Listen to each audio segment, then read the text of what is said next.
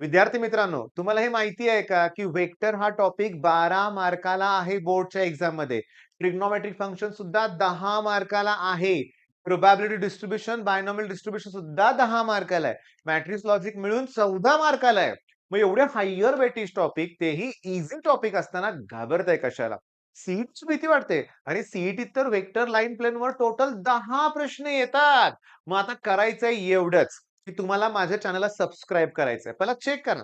नसेल तर पहिल्यांदा सबस्क्राईब करा. काही वेळ लागणार नाही त्याला.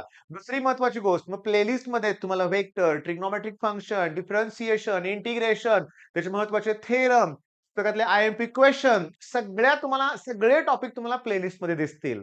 मग आता मॅथ्सला घाबरायचं नाही. टार्गेट एकच आहे, पैकीच्या पैकी मार्क.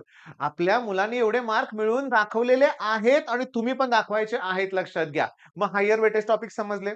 प्लेलिस्टमध्ये सगळे व्हिडिओ डिटेलमध्ये आहेत ते तुमच्या लक्षात आलंय.